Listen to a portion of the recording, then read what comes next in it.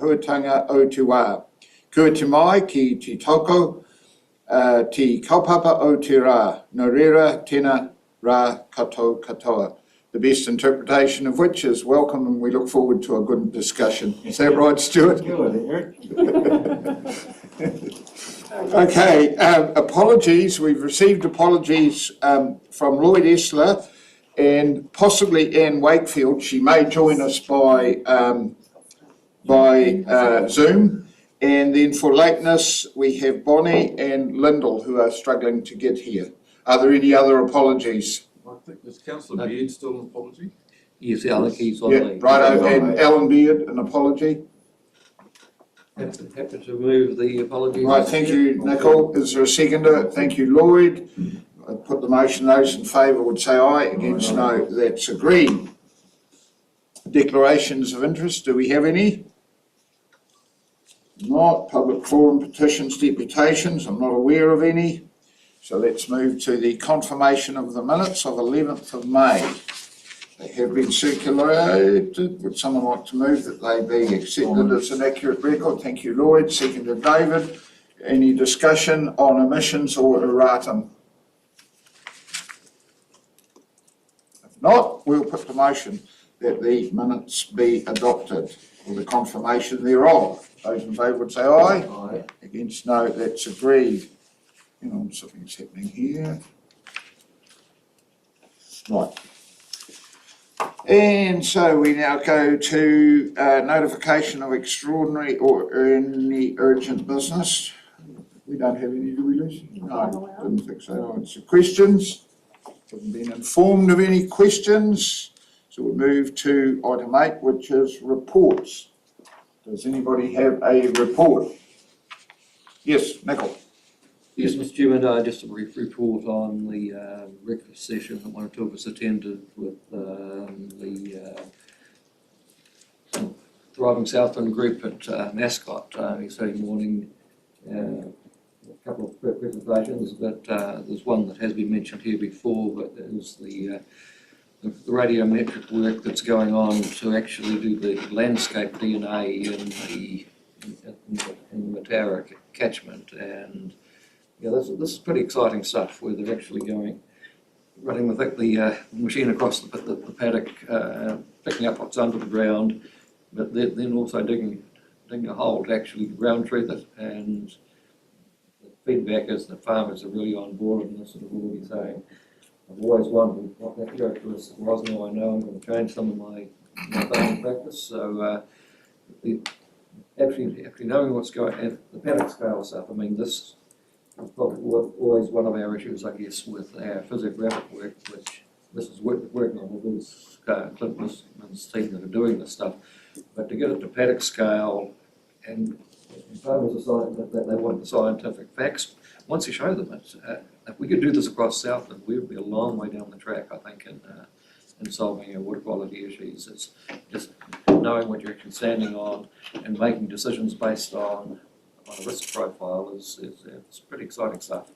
So how quickly can they do this, and is there a multiplier that we need to engage? Or I think they're still eagerly awaiting, I think, the physiographic work, which is taking some time to actually collate, but conversations with the public edge yesterday was could they even have some raw data, because it's an important part of that puzzle. And it's just great to have the sort of science and technology that's going on. That also was mention of that Lincoln University are following up some promising work on a natural nitrogen inhibitor. We've had other ones in the past that turned out not to be so user-friendly, but we know there's going to be no silver bullets, but the more options we get, I think it's the easier it's going to be to achieve our water quality goals. Mr. Chairman, Robert's trying to get in. Yeah, so everybody busy. right, Mr. Chairman, can I follow on from that? Because I think it's a bigger, wider question. We've got some stuff, let's say, at regional scale, and we're seeing it down to quite detailed, but it's not, if I said, farm occupier level yet. And maybe it's work that Lucy could lead somewhere in the organisation to to try and get it so that we can actually assist, like to the catchment groups and the river liaison groups on some of those things, because I think this is quite an exciting part of where we're going, but we need to get it user-friendly, or even get them to understand that this is here. Clint's work is not necessary at the paddock scale for every farm. It's still, what I heard there, Developmental. the other day, was very much science is ahead. It's exciting, and there's a number of things happening, but it's not really commercial yet to the scale that people are saying, I want it today. So I think we've got some work to do in that regard. I have David, then Peter. Thanks, Mr. Chairman. Just to add a little bit to that, we've had our property, well, I've done the Belfer fan, and it's not a big area, but they've actually done that. And they go around with a motorbike about every 50 metres, and we're just waiting for the results to come back. But it was surprising because we've had a number of people that haven't been too keen to get involved with the catchment group. We're only too happy to have that done. So, but that information will come back to probably Environment Southland community in a form that won't identify properties, but the individual will know exactly what they've got on their property. So they're hoping to do that. They haven't finished yet. It's not only the free draining soils that they're doing, they're also doing the other just to get some idea of the differences between the soil types and geology. So it's pretty exciting stuff actually. But whether you could do the whole of Southland could be a bit of a challenge. It might be a means of actually doing those risk areas, which would be helpful. Yeah. Okay, and Peter? Yeah, thanks, Mr. Chairman. Just want to pick up on the discussion here, and I think that's a challenge for this council, is to maintain and enhance relationships with these technical groups outside of Environment Southland. We can't be expected to resource and do everything ourselves. So I see that relationship that Thriving Southland now has with land and water science is quite crucial, and understanding exactly what's going on. So yeah, fantastic work. Any other reports? Sorry? Yeah. Look, if you, at least you'll respond to the Just, point Lloyd made. Thanks, through you, Chair. So yeah, just I was there as well and found it interesting, and certainly keen to explore as part of the ongoing work that we're doing how we can make use of those kinds of things. And as you say, Councillor McDonald, in terms of the connection with Thriving Southland, only looking to use that more as we move forward. So really keen to assist and empower farmers and others to have a better idea of what's under their feet to enable us to achieve our outcomes. So yeah, I was there. It was really good. Okay. Jan, have we got Robert on board or what? Righto, okay. So we've just, yep. Someone like to move reports be noted? Nicole and David, those in favour say aye, against no, that's agreed. Let's move to item 9 on the agenda, and item 1 is the science update. I think Owen is beaming in for this. Morena, yes. Oh, Also, just got a few slides. I'll get those up for you.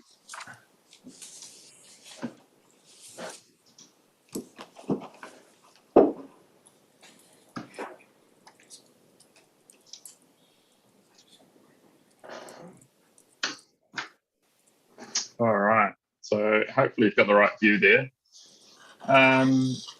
Yeah, so in addition to the item, the paper you've got in front of you, just going to run through an overview of the air quality monitoring program, and fairly high level, but look forward to some questions at the end, hopefully. So an overview, we're just going to touch on the background, why we care about air, where we monitor in Southland, what we monitor, a brief look at current state and trends, the actions that we are undertaking to address Southland's air quality issues, and briefly at the end just touch on a recently completed report that looked at the spatial variability of PM2.5 and core. So background, obviously air is critical for supporting life on Earth, and it's now well accepted. There's a large body of evidence that links poor air quality to adverse health outcomes. So that's what we're looking at. Environment Southland began monitoring air quality back in 2003 in Invercargill, and then slightly after in Gore, and has been looking at the statement trends of Southland's air since then. There have also been a number of smaller towns monitored over the years, so Te Anau, Riverton, Mataura have all previously been investigated as well. Why we care about air, as we said, it's critical for supporting life, and we know that poor air quality can cause adverse health outcomes. The infographic at the bottom there indicates a few of those, so from the minor irritation level of eyes, nose and throat, through to the more severe cardiovascular and respiratory issues as well. So potential quite significant issues for people there. So that's why we're focused on air quality.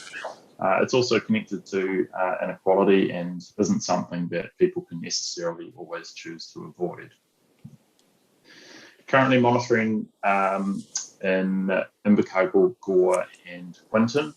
So Invercargill and Gore sites monitor both PM10 and PM2.5, and we'll talk about that in a little bit, exactly what those are.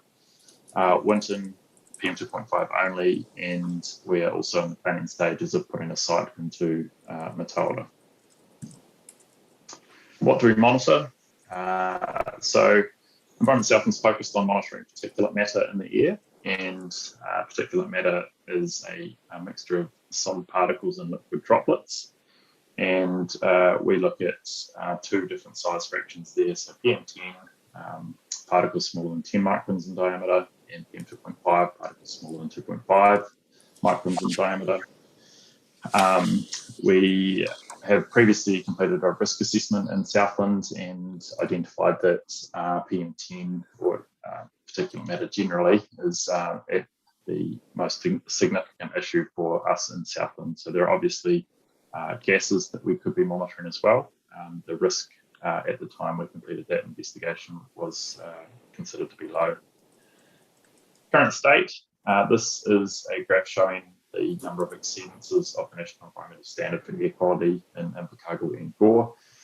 And we can see some improvements there over the years. Actually for Gore, we can see on a number of occasions it has actually complied with the National Environmental Standard, which allows for one exceedance per year. So we can see in 2014, 2019, and actually last year, 2021, Gore complied with that standard. Some improvement in Invercargill, obviously still a little bit of work to do there. Looking to the longer term trends, we've completed a trend assessment with data from 2010 through to 2021, and using the Thales-SEM trend assessment method. And we can see that for both Invercargill and Gore airsheds, that there is improvement in PM10 concentrations occurring there. So positive in that respect. Actions to address Southland's air quality. We are obviously working through a number of these, so reducing emissions from domestic home heating, which is our primary concern, and the regional air plan is working through that with the burner phase outs. We're also using education and the targeted incentives, and the communications team has regular campaigns throughout the winter period to highlight the air quality issues and what the community can be doing to improve it. And the Breathe Easy Southland website is a great example of that. Resources available there.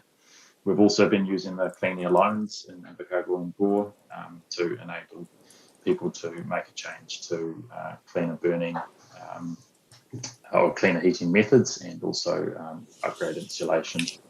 And finally, there is the option there of enforcement of those rules, which is currently the team is dealing with on a by complaint basis. Looking to recent scientific outputs, we'll start with the Lawa one there, and so that is obviously ongoing. Our data is fed through to the Lawa website live, so you can get up to the hour results available there. And every year they do an annual refresh of that data and provide a little bit of additional information. And for this year, that was completed in May, so that's all up to date. And also, as mentioned earlier, in 2021, winter of 2021, we completed a investigation in Gore with NIWA, looking at the spatial variation of PM2.5. And so that was during the winter period, and utilised NIWA's low-cost sensors called the ODIN, so Outdoor Dust Information Node is what it stands for, and they were installed across the town. And the figure on the left here provides an indication of the results of that work, and we can see lighter colours are lower concentrations, darker colours are higher concentrations. The red star in the middle there is our current monitoring site, and we can see from this that to the west of our monitoring site there are a couple of locations that are displaying or measuring higher concentrations of PM2.5. So this is important because the current National Environmental Standard requires councils to monitor in the worst location. And so we need to be aware of where that is when the change to a PM2.5 standard finally comes through. Obviously, the windrows on the right-hand side there just providing a bit of indication of the winds that might be contributing to that pattern that we're observing there. And so that's all from me, but I'm happy to take questions on any of that. Thank you, Owen. We'll take questions. Good, Owen. Stuart Ball here. Yep. Is that windrows, is that showing the direction the readings are coming from? Yes. Yeah, correct. So we can see a lot of the lighter winds are coming from the southwest, and the slightly stronger winds more from that east direction. Yeah, Lloyd? Three points really. I know the trend lines are going down, but I was more concerned about the variation within there and within the data, and it's still quite extreme. So that was one thing. The other thing is, I don't think everybody knows that you're monitoring most of the major towns in Southland, even though we concentrate on Gore and Chicago. But the town there, we're actually monitoring them as well. So I think it's important that people know that we are looking for that. Where do we go from here? Because I'm not sure, listening around, it looks like the loans that we had set up have actually stopped. They're not being allocated. And the trend is that we're going to head to a different standard of PM 2.5.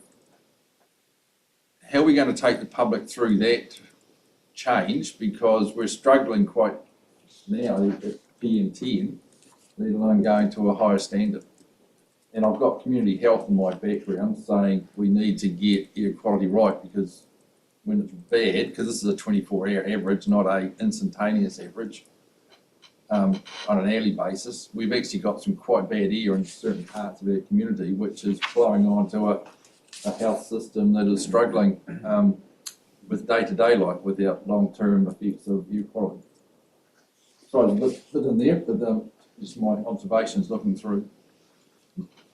Yeah, I can jump in, and perhaps Lucy may wish to add some more, but I think the first thing is that there is positive improvement there in the PM10 concentrations, and so any reduction in PM10 is obviously going to reduce PM2.5. That when we measure PM10, it picks up the 2.5. So there is some good downward trend in both those towns. It will be a significant shift to a PM 2.5 standard, and something we'll have to work through with that education and comms again to get the community on board to continue the momentum that we have so far. And with regard to the loan scheme, I understand that the strategy team is working through a paper at the moment to address some of those issues that you've highlighted. Yeah, Lucy? So yeah, just to add to Owen's responses there, in terms of the clean air loan scheme, he's correct in saying that the strategy team is working through the review of that as per previous conversations we've had at council. We also are undertaking a survey currently with a number of residents, intending to target about 200 responses across both Invercargill and Gore airsheds. And the intention for that is to help inform the review and the where to from here, as you've alluded to. So we have a tentative date for a workshop. I'm looking at Rach, 13th of July is penciled in for a workshop with yourselves to talk more about air. So there'll be further opportunity for us to discuss at that point. But yeah, hopefully that assists with your questions, Councillor. Thank you. I have David, then Nicole. Thank you, Mr. Chairman. And just looking at the graph there, how much could that, the weather, change in weather, a milder winter, have an effect on that? Have you been monitoring that as well on the way through? Because I'm just looking ahead as to climate change and the effect it could have as we have milder winters. We may carry on trending down. Yes, yeah, that's correct. And so this trend assessment actually takes that into account. It has a deseasonalisation function in it that takes out the extremes of the seasons. And so what we're seeing is basically the trend without the influence of the warmer winter or cooler summer, I guess. Yeah. Right, Nicole? Yes, Mr. Chairman, we have actually made some good progress, and we've got the loan scheme which appears to have just about done its progress and people can go and buy an appliance and probably 60 months interest-free loans. So that may not be where we need to focus in the future, but I'm thinking about the success we've had with the grazing flights combined with consistent education. I'm just wondering whether that could be a next step on a frosty night or two, that we actually go out and identify high-risk properties that can be a follow-up, and not at this stage in the prosecution thing, but to say, look, there appears to be an issue, these are the options. Because yeah, we know when it's frosty, there's no wind and it's frosty, we've still got an issue in some of these places. And we know some of the areas that we're monitoring is where some of the high-risk areas are. And just be interested in the comments as to whether there's an appetite to do something like this. But we know this is a health issue, and it's an issue that we have to deal with. The PM2 is going to be more difficult to comply with when it finally actually comes in. We've been waiting for an awfully long time, but you go from the snap PM10 thing to the 24-hour. So it'd be interested in the comments. Well, Lucy's going to start, Owen. If I can have a start, Owen, and if you want to jump in, feel free. I think that to the chairman's point, I agree we need to be joined up in the way that we're messaging and approaching air in a similar way to how we've approached intensive winter grazing. And to Councillor McCullum's point as well, there's obviously a community health element that we should be working together on and leveraging the community access that those kinds of entities have. So I'd be very keen for us to have more of that discussion when we workshop this topic, but also as part of the next steps that the strategy team are working through in terms of the review of the loan scheme. It's kind of a where to from here conversation, and yeah, that certainly can be factored in terms of our approach to air as we move forwards. Okay, I'll take Jeremy then. Or were you going to respond back to yeah, Rob, come back here. Supplementary. Yes, please. Thank you, Mr. Chairman. I'm really interested to see the survey results, and the commentary around the survey results may help us, because either education is not working or people here are waiting for something, but what are they waiting for? I think that survey is actually quite critical to us going forward. So I just want to make the point there, because I think that'll help us understand our community better.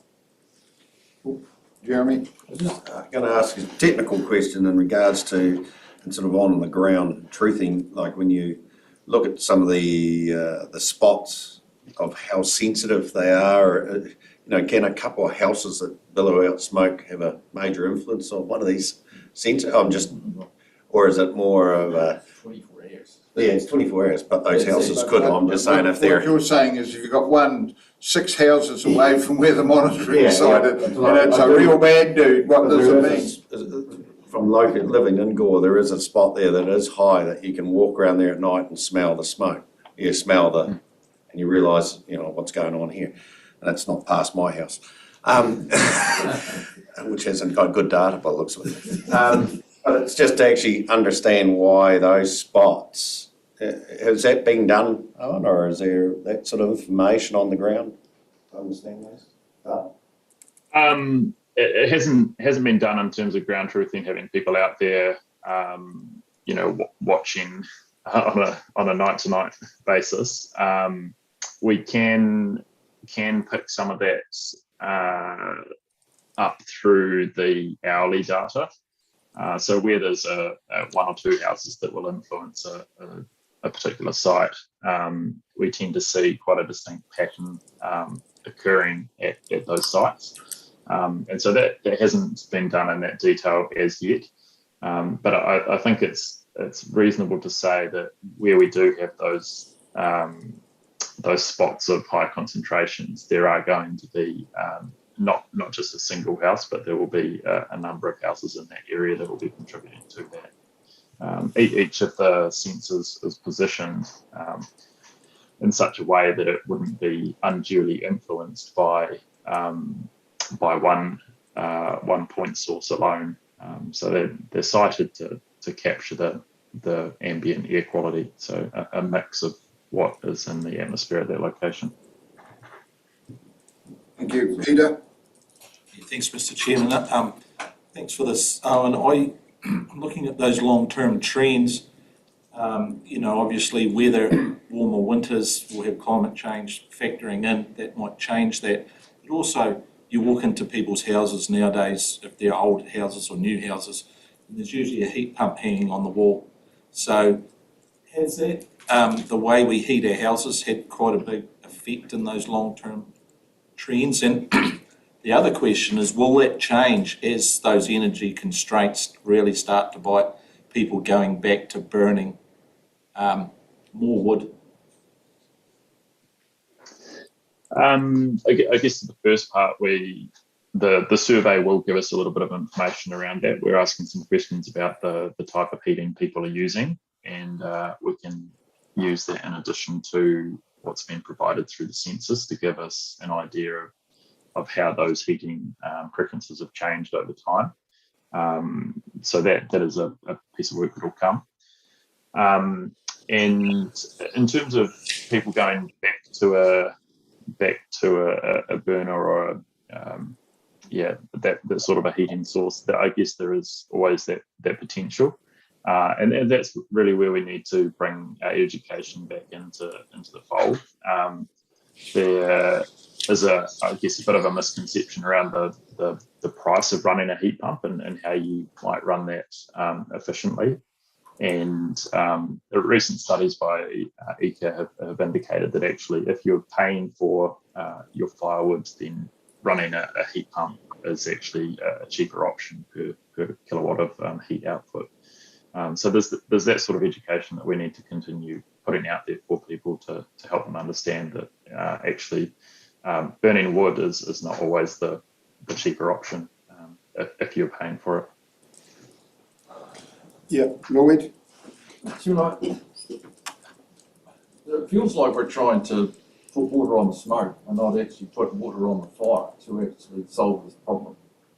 And I wonder, we've upgraded houses and we've had a very small fan heater heating a house, but it's actually been fully insulated and it's been up to a stage where very little heat goes a long way. And I've been in houses when the wallpaper moves off the walls and the carpet lifts off the floor. We need to think about what are we actually putting heat into. So it doesn't matter how cheap it is per unit. It comes down to where you're putting it and what are you actually trying to do. Some of the things we've done in our houses, as an example, is put in air systems that we actually standardise the temperature throughout the house, which actually takes away condensation. It makes the house drier and warmer. So when you put heat in, it's actually got that's going to do its job, decent curtains, etc., etc. Can we actually pick up, or have we picked up some of that stuff in the survey? Because it'd be really interesting to understand what we're trying to heat, what are we actually trying to do here? And the second thing, I think that it's, and I was standing in Matera, and it was actually really bad that particular night, but you could basically cut and stack the air on a trailer. That's how thick it was. Because their standard, it's actually a 24-hour standard, and it's not an instantaneous standard or a shorter time frame. Because I would be interested to know, at the worst, say 2-hour period of the night, what is the air quality like? Because we need to advise our residents, don't go out between 6 and 8 when the fires are starting up until they get themselves settled out, because the air is worse then than what it is later on. So I think this is bigger than just a testing of the air. It's a result of a whole lot of cumulative actions in the background. I look forward to the workshop, Mr. Chairman. I think it'll be a good discussion. Yeah. Did Lucy or Owen want to respond to that? I could respond to that, but I'll let them go first. I can just jump in briefly, just in response to the survey, and so that is picking up information about the level of insulation that people have in their homes, but it isn't looking at the HRV or the heat transfer type system that you were talking about. So we will understand a bit better about people's level of insulation and how that might be influencing their heating choices. In regard to the instantaneous measurements, we do have those available for Invercargill and Gore through our Breathe Easy Southland website. There are fairly instantaneous measurements going into that website for people to jump in and have a look at. Obviously, the Matara in the future will potentially be added to that when we get that monitoring up and running.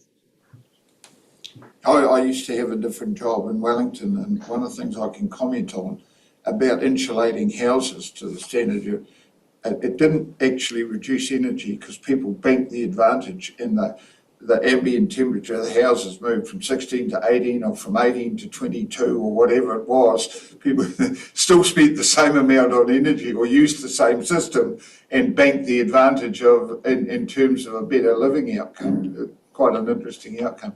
I've got a question.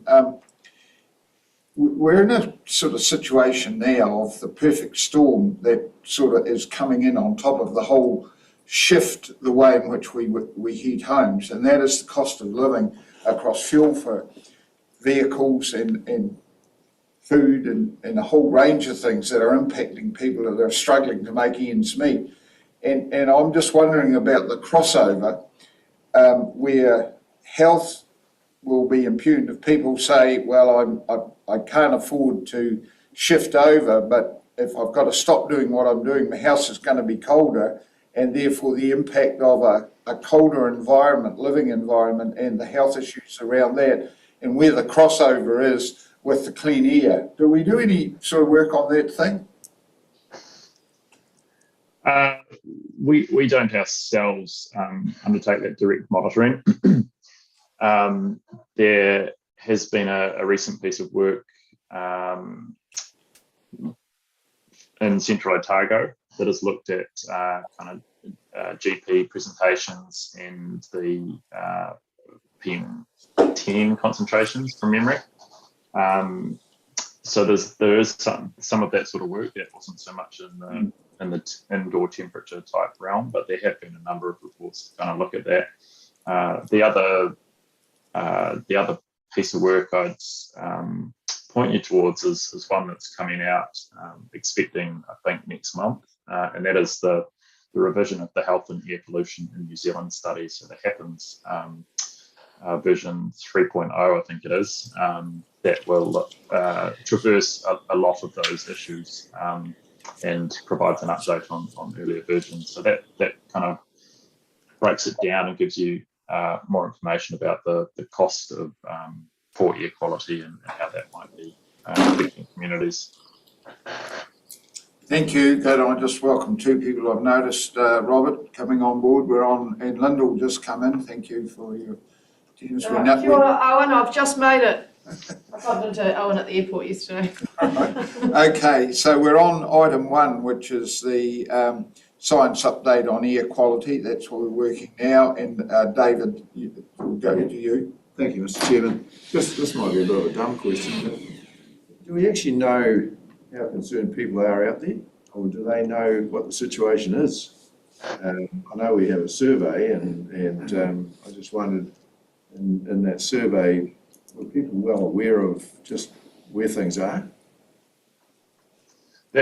Yeah, so absolutely, that's one of the questions we're asking through the survey is about their perception of air quality and whether they think it's an issue, whether it's been an issue for them, to try and understand a bit more about, I guess whether people are concerned at all and how that might influence their decision making around moving to cleaner heating options. So are they concerned, Alan? We haven't had the results of that survey yet, so it's currently being undertaken at the moment, and we're due to get the results at the end of this month. So hope to be able to present some of those to you at the workshop next month. Robert, did you have a question or a comment? No, I didn't particularly. Thank you. Thank you. Okay, if there's no further discussion points or questions, there's a recommendation on page 14 that the report be noted. Someone like to move? Thank you, David. Seconded, Lloyd. Any further discussion? I'll put the motion. Those in favour would say aye. Against, no. That's agreed. We move now to item 2, which is a Regional Transport Committee update. Lucy or Russell? Russell, you're here. Come forward.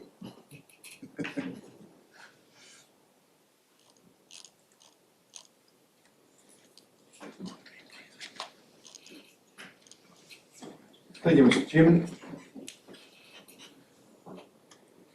My first time sitting in front of this group for some time. I don't know how I've managed to miss it. But I welcome the opportunity of perhaps giving you an opportunity to ask me some questions. So this report is basically to give the committee an update on some of the activities of our Regional Transport Committee over the last few months. And I will answer any questions that you might have on those items. There's 2 items though that, since I put this together, that I would perhaps like to highlight in a little bit more detail. First of them is in relation to the Otago Southland Regional Land Transport Plan, the version that was signed off in 2021. So that plan doesn't seem that long ago that we signed it off, but it's due for its three-yearly review in 2024.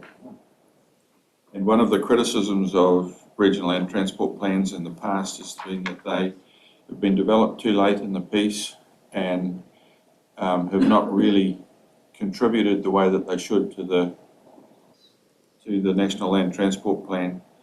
There's been a lot of work gone in between with the Transport Special Interest Group, TSIG, and the Transport Agency, and we have developed a roadmap, if you like, to 2024 when the next NLTP will be released, and to allow regional land transport plans to influence the programs that are put forward by our various road controlling organisations in the region. We are going to be carrying out a substantial review of the strategic section of our plan between now and Christmas time. The reason for that is that if we can put that in place and have that substantially agreed, not necessarily totally signed off on, it will then have the opportunity to influence the activity management plans that our road controlling authorities put together. And that's where the programs of work come from that are funded through the National Land Transport Plan. The other component of that is that at the time that we prepared the last RLTP, the whilst climate change or changes in the climate were being talked about, we didn't have any targets put in front of us. We didn't have much in the way of detail put in front of us.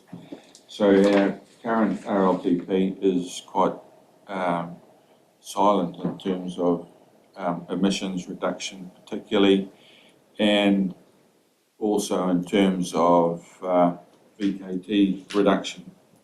So we need to actually start incorporating that, incorporating some of that information, and we know that we had a briefing yesterday from the Ministry of Transport on what the next government policy statement on land transport is likely to include. So we've got an idea of where we need to go with that. So that means that rather than a light review of the RLTP, it will be a little bit more in depth. And that's, so there's at least a report will be going to the next RTC meeting, which is in the middle of July, to highlight the work program that the RTC will have on its plate between now and 2024, and also recommending that we continue and have a workshop to reassess the problem statements and the priorities of the RLTP. So that's a bit of a change in what would normally have been the work program at this time of the cycle. We would normally only have been starting to talk about doing this review perhaps in 8 months' time. So it's a good thing. The other one that I want to highlight is the Regional Speed Management Plan's proposal, and that's been sitting around for a little while now until the rule was, the speed limit setting rule was reviewed or revised and put into place. Came into effect on the 19th of May. Once again, through TSIG, we have been trying to get a good picture of what that means across the regional sector, and we haven't been totally successful with that. But for Otago and Southland, we've looked at, and when I say we, I'm talking about Otago Regional Council and ourselves, and myself in particular, we've looked at a methodology that we think will comply with the rule. It should have less effect as far as the regional councils are concerned, and we have a tag meeting, a meeting of the rating managers from all of the councils across Otago Southland on, I think it's Tuesday next week, where we will be putting our proposal in front of them to try and get the councils on board to adopt the way that we want to do this.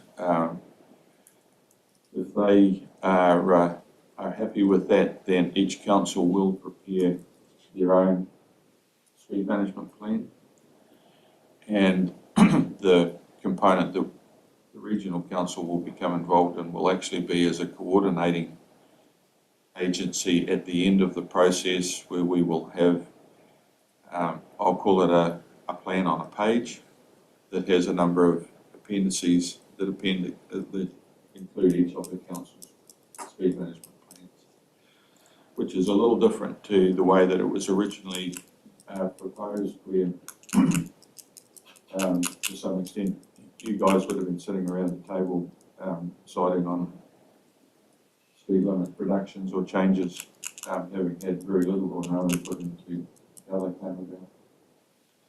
So those are the two big pieces of work that the Regional Transport Committee will be heading into over the next couple of 3 months. Any questions? Yeah, we'll take questions. Nicole?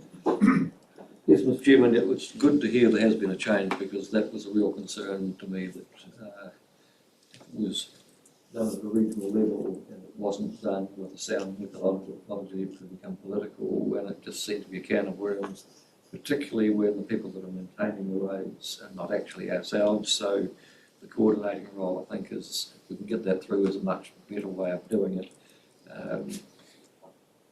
The other question I had was over the road user charges, and in the previous life I've thought to give changes to make for that to be a designated fund. Sadly, we're seeing money being spent on rail and other things now, but when you talk road user charges, I'm assuming that eventually electric vehicles will come under that regime, not the European, but the logic of collecting a fund that is supposed to be going back to the road network is always quite strong. Not a good matter. So there's quite a big review going on with the Ministry of Transport at the present time that actually as a regional sector we were asked if we would contribute a member into as a funding review that's looking at not just road user charges, fuel tax, where the funding is going to come from for roading projects in the future. Electric vehicles or alternative fuel vehicles will be captured. I think electric vehicles come in 2024 anyway. But the current fuel tax, excise tax and road user charges system is not generating sufficient funds to cover the costs that they are presently allocating them to. And I agree with you that when road user charges were originally put in place, they was designed for them to cover the cost of maintaining and renewing the network. And they're now currently used for lots of things like building cycleways, and I'm not saying that's not a good thing, I'm just saying that that's the way that things have developed. So the whole funding area is very much up in the air, but will actually be signalled quite strongly, I believe, in the next GPS for 2024, and that includes a complete review of the activity classes that those funds are being used in. So we're living in it's another field that is very swift flowing, changing almost daily, and keeping up with it is quite a job. The government set some fairly lofty goals about zero road deaths. Where is the interface with the transport committees about policy development on that? Is there, or what's the role of involvement there? So within the RLTP we have objectives around road safety, and that should, providing the local authorities are taking up the signals from the RLTP, be influencing the work that they're doing and the road safety programs that they are running. Excuse me, there are some regions in the country that employ road safety people directly. In Southland we don't. That's left to the TAs to do, and likewise in the Otago area, so it's individual TAs. I'm not saying one system is better than the other, but I think that the lofty targets, at least the targets that have been set, our ability to influence those through infrastructure, etc., are pretty low. Therefore, in the main, it's going to be a government-led initiative or government-led initiatives in terms of getting people on board, better understanding. We had a program down here called One Is Any Number Is Too Many, that was all about public education at a local level. That the funding was pulled on that, and although I guess I've got a biased view of things, I think that was heading in a better direction than where we're currently heading. How we influence that directly through the RTC, to be honest, I'm not sure. Perhaps should rephrase the question. Is this going to be an NPS based out of Wellington, or is there some integrated process where there's a greater involvement in developing the national policy statement that will deliver the outcome they want? I think that the Road to Zero strategy is supposed to be that document, and the implementation plan that the Transport Agency have in place to ensure that the strategy's implemented.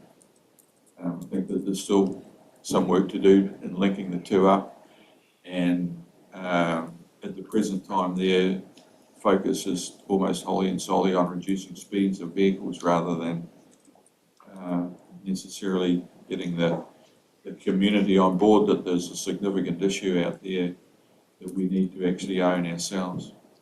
I think that's a very diplomatic answer to a bigger question that's sitting there, but that's my interpretation and I'll take that. Lloyd. Thank you, and Russell. I watched, but used to watch Yes Minister too.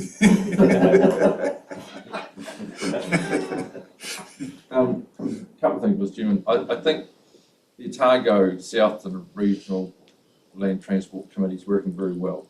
I think we must not underestimate the work that Russell and Gary do to actually bring that through. So that's the first thing. The second thing is that I talk to Russell on a regular basis, and we're bringing stuff through now with the next meeting.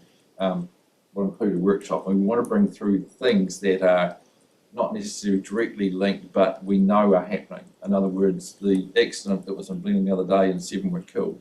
There was other issues there, not a road vehicle issue.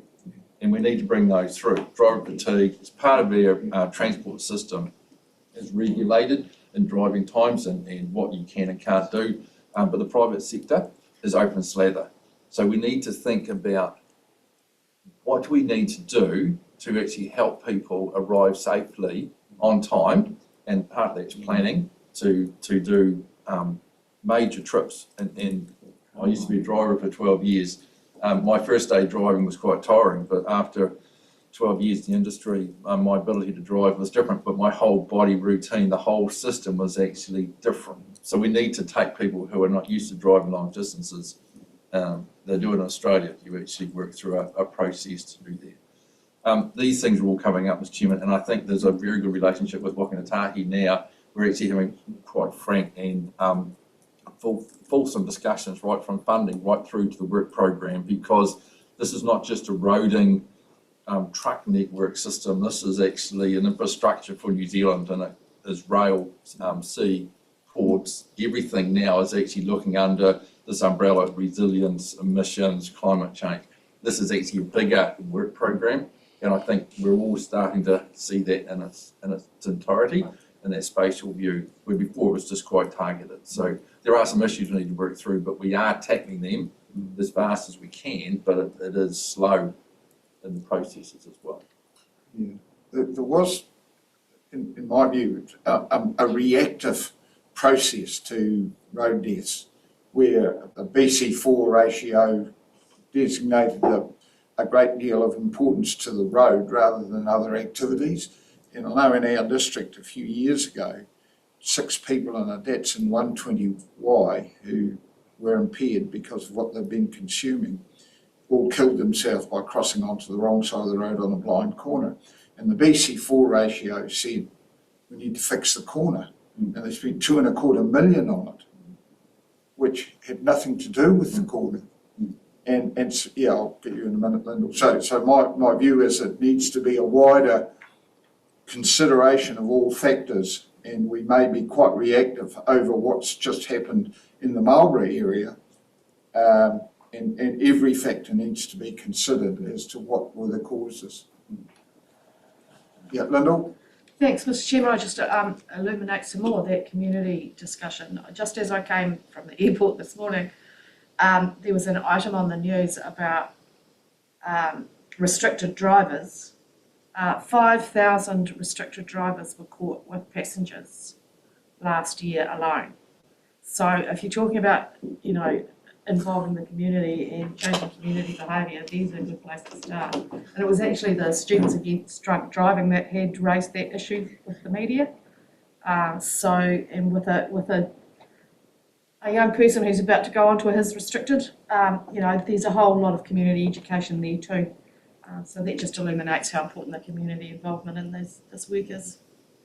So if I could say, Mr. Chairman, Ellen is working as my deputy very hard in this bigger, wider area and brings forward a flavour of, we can't just be looking at one targeted thing, it has to be in the bigger global Excellent. sense. So I just want to give you confidence that we are doing that. Good. And you know, we've had actions down here on Queen's Drive recently that actually bringing these things to the fore. So it's not just about the vehicle or the road, it's actually about other matters as well. Cool. Any other questions? If not, there's a recommendation on page. Mr. Chairman, I think Janelle's got a hand up. Where are we? No, she's just. Oh, right. Yeah. I don't have them on my screen. Oh, yeah. Sorry, Janelle, were you wanting to come in? No, all right. Misled me, councillor Stevens. So I'm going to, Recommendation. you'll move the recommendation on page 41 that the report be noted. Is there a seconder? Lyndall. And so we'll then put that to the meeting. All those in favour would say aye. Against no, that's agreed. We move to item 3. People, Water and Land Programme, and this is in the hands of Bonnie, I'm presuming. I think it was, Chair, but I think we might have to. Bonnie's disappeared. So I'm happy to Right. handle this one. Cool. So through you, Chair, this report is just to give you an overview of the timing in terms of when the regional forum's advice will be coming to governance. I'll take the report obviously as read, but following on from a number of discussions, we thought it was useful to bring a paper to this group. Yep. And you'll note the intention is for the forum's advice to be presented to council on the 13th of July. So Bonnie can talk you more through the detail of the plans around that. Go Bonnie. Morena, through your chair, thank you. Apologies there for a couple of mistakes. Thank you, Paul. So I'll take the report as read and hopefully this is provide a really good overview. So just to note that the forum have completed their report, which is really exciting, and they will present that to yourselves and Te Amarama board on the 13th of July. And just between now and then, there are some notes there around some communication. We have a workshop actually set up for you on the 5th of July, and we'll a question and answer session attached to another workshop, so that's in your calendars now. And we are just sorting out, actually Andrew might want to feed in on a media briefing after the report becomes available publicly, which will be when the agenda for the 13th of July comes out in 2 weeks' time. So that will come through as well. And I think you're working on that at the moment. Yeah, very easy. I haven't confirmed that yet. Cool. Any questions? Let's take the questions. Yes, Lloyd. Bonnie, I'm aware there's a number of things in the report that is work to do on council. Things need developed out. We need to understand how they got to where they got to get a better flavour. Will that workshop have enough time to do that? Because there's quite a bit in there that actually needs to be worked through, as I understand it. It's not a major change in direction from where we are going, but it does give a community flavour to some of the stuff, and we need to be able to respond, because once it hits the public arena, they will have a number of questions, and we need to be somewhat organised with a plan in place of how this report's going to come through and eventually be seen in some form or another in the actual plan itself. So maybe when I answered initially, so through the chair, the session we've set up on the 5th is designed to be an initial question and answer. Now that you've had a chance to read the report, there will be ongoing opportunities to engage with the chair and deputy chair and potentially other forum members. So this is not the end. And I think Lucy's got a series of workshops set up with you coming up, and that will be about exploring what's in that report and how we then take that forward. So just in addition to that, just echo Bonnie's points, but add a couple of others. So the 5th is, as Bonnie said, is for the Q&A with the forum members. That's the kind of where has the report come from, an opportunity for councillors and the TAMI board members to ask direct questions of the forum chair and deputy chair how they've gotten to their recommendations, etc. So to give you that some more breadth in the context space. That same workshop will be primarily being used to take on the next steps conversation in terms of, now we've had the recommendations, what are we going to do with it? The forum's report will stand as their report, and then our job becomes, how do we translate that into the next part, which is both in terms of the plan change to come for plan change to Ōtahi, but obviously a significant amount of work in terms of action that we can take right now, and also action that will need to be factored into the long-term planning for the organisation. So as Bonnie said, we've got 3 workshops scheduled for yourselves in July, which will be the bulk of those, will enable staff to gain from you what you want us to prioritise in the first 6 months of our action on the report, and then will also enable us to advance some work in order to prepare for the new council coming in January. Any other questions? Yeah, Nicola. Yes, Mr. Chairman, this is a significant milestone, and it's good to hear there are a number of workshops being planned, because it would almost be insulting to the forum if there wasn't questions to come back to them. And I acknowledge the incredible amount of work that this group have put into to get to the stage, and I haven't finished sifting through the number of questions I have, and I'm sure everybody else will be doing the same, because this is the building block that we will move forward on with plan change to Ōtahi, which staff are already starting to shape up. So it is important we have this follow up. So I'm glad to hear that you've got a number of workshops planned. Peter? Yeah, thanks, Mr. Chairman. I think we need to continually emphasise at every turn how these are community determined actions, and not something that's been handed down from central government, or something that we've come across here in the chamber. So I think that's really good. And I do pick up on Lloyd's first comment, is that when we release this, we're probably going to get phone calls. Someone's going to go, recommendation 22, I see right at the very bottom, what's this detail? So we need to know a bit, have a first up amount of broader knowledge, and then we can go into these workshops. And yeah, Lucy. So just quickly to your point, Councillor McDonald, I think the key point that I would reiterate when you get those kinds of phone calls is we need to figure out what we're going to do with it next. You need to hear directly from the forum how they got to where they got to, and you need to have that opportunity to talk to them, which is what the workshop, that question answer will be for.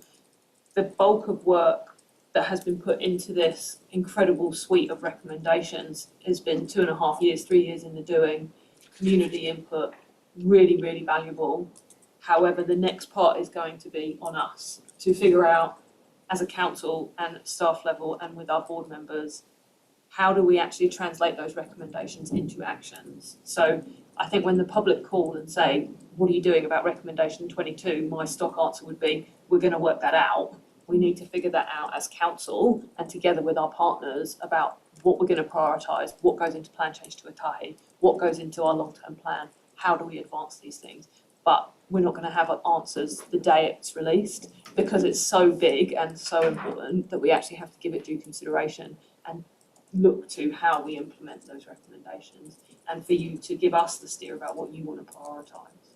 could I just say that the approach is really good. It's the approach is when we know, you know approach. So Jeremy? Can I add to that too, Mr. Chair? Robert's got his hand up as well. Oh, yeah, right. Robert? Yeah, thank you, Mr. Chairman. That's well said, Lucy, and well said, Peter. They're critical points. What will the public see? I guess the full report will be released to the public, but it's fairly dense. The next thing will be, what précis do we or the forum present to the public? You know, because that's when politics steps into it, or governance at least. We have to be careful that we present a fair representation of what the forum found, given, as Councillor McDonald says, it's a community-sourced document. We have to be careful that we don't pinch it in places in order to advantage ourselves as a governance body later on. So what I'm asking for is just assurance that the process is fair to all parties, particularly to the forum who've done those years of work. Thank you. Jeremy? Just on a technicality, but in regards to having that meeting that day, on the 5th of July, we seem to be 10 till 2. There's going to be a lot of questions, a lot of, I'll take it, can you keep it more open? Are we able to carry on? Like, we've got the regional forum there. I don't want this, because there will be a lot of questions and time will fly. It'll be a bit annoying that we haven't answered that. I was just saying, is there a flexibility to make it a bit longer if need be? I certainly can take that back and we can talk to Jan Okay. about exactly what we can extend out. Yeah, I think the staff have also been talking about ways that you could raise questions in advance so that we can make sure that we're able to make the best use of the time in terms of if there's themes, common themes, then we can front foot some of those questions. And I think to my previous response as well, being really focused on what you want to get from the forum as opposed to what is our job from here with it, would be my recommendation. But we can certainly put some effort in the front end to make sure that you've got plenty of time. And from our perspective, certainly from my P&P, the policy and planning team are real keen to spend a good chunk of time talking about the where-tos from here. So yeah, we've got to make sure we've got enough time to do both. Yeah. I'll follow up with Dan, see what we can do. No, Yeah, thanks, Mr. Chairman. Just to reinforce what Lucy said, actually, we've been kept well informed about the process and how they've come to, where they've got to. So we shouldn't need to over dissect that part of the discussion when we meet with them. It's really about how we apply or don't apply or modify, and what priorities, as Lucy says, we take from that, not about too much about retrospective analysis, because we've been kept very well informed along the way. Would be my thoughts. Thank you. Thank you. Any other comments? If not, would someone like to move the resolution on page 45? Yep, we note.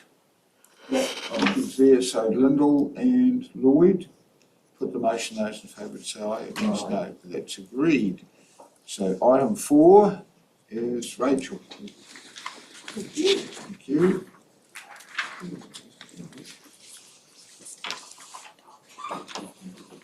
Too much information. Rachel, go. Morning, so for you, Chair, this is a regular strategy planning and engagement update. So it covers, I guess, at a high level, the activities within the group and pulls out matters of interest, this time predominantly from a national perspective, in current consultations, and probably just to highlight that since the report was prepared, we have continued to receive consultations that are open, but probably most significantly, the National Policy Statement for Indigenous Biodiversity, the exposure draft, has arrived, and we are holding a workshop, a joint council to Ngāmara board workshop on the 5th of July on that, with submissions due on the 21st of July. So it will come through to council on the 13th as well. Okay, do we have any questions for Rachel? Right, Nickel. Rachel, there was a bit there on the budget 22, and there was quite a good pricing put to the regional forum. There was a number of areas that I thought possibly we should be following up in Southland, but one was significantly more funding available for controlling goats, deer, etc. We get constant complaints about the number of feral animals that are getting around and effect on biodiversity. It may well be with us having a look at that one in particular. There were a number of others there too, but I'm sure our interest to us in the biodiversity space and other things too. Thank you. Yes, we are having conversations with various ministry officials regarding funding, but I'll make sure that that is one of the conversations. No. Thank you, Chairman. I'm interested in that the Conservation Management and Processes Bill. with the climate change lens on that, given that the large stands of conservation land could make a significant impact if the biosecurity efforts were upped, for want of a better word. So really interested in what we can submit on that. In that bill, if that's the right place to stick a wee burr in their side. I'd like to bring that through to the climate change subcommittee next week. Thank you. All right, any other questions? Thank you for the report, Rachel. I'll take the motion that the recommendation be moved. Thank you, Nicole, seconded. Yep. Thank you, Lyndall. Those in favour say aye, against no, that's agreed. We come to item 5, which is the minutes of the Climate Change Subcommittee. Take it as read. Yep, I'll read that if people are happy. I thought I put an apology. I thought I put an apology into that. We did discuss that actually. I didn't have one, but maybe it was in the system. Yeah, well, I thought I did. I may Yeah. not have, but I intended to if I didn't. You were mentioned. You were mentioned in dispatches. You got a little black cross. Well, I'm sorry. Okay, well then if it wasn't received, I can't Yeah, sorry, complain. no, it But, wasn't. you know, I was out of town that day, so All positive. yeah, I would good. say. Yep. Got some big steps to go though. So is there a seconder for the resolution? Thank you, Peter. I just wonder, Janelle, did you want to say anything about the hui, or shall we leave that for another time? I can do a quick update if you like. My apologies, I'm at home with COVID, so if I am a little slower than normal, I apologize in advance. So we have progressed quite a lot on the agenda for the hui, because COVID is well and truly out in the community in Southland at the moment. We have kept it to just councillors Tammy and Great South for community safety purposes, and having discussions with wider community when it's safer to do so. But we have the Climate Change Commissioner who will be doing one of the keynotes. We've got local representatives from the Youth Council, from Coin South, from Murahuku Kai Collective, and we've also got some representatives in the afternoon as well to do some assessment of climate change risk in the community, and then how the best approaches for looking at risk, but from, I guess, more of an opportunities perspective as well. So how the community can work together with regards to climate action, not just one component of the community. So it's looking like a really robust agenda that we've put together, and we've got some really, really good speakers coming along as well. One of which has actually arranged to come down off her own bat because she had some flight credits available that she needed to use. So she's decided to use that to come down and talk to us face to face as well. So it should be a really good event, and hopefully I will be slightly more articulate come the 5th of July when I do my part of the presentation as well. Do that on the right day. Right, any other comments? Thanks, Janelle, for putting you on the spot. Yep, thank you. All right, we'll put the motion. Those in favour would say aye. Those against will say no. It's agreed, and that brings us to the conclusion of our meeting. So thank you for your attendance and inputs. It's not perhaps been a pivotal meeting, but it's been a good update on a number of issues that are out there, and thank you to those contributors who are keeping us informed on the activities that are taking place. Meeting concluded.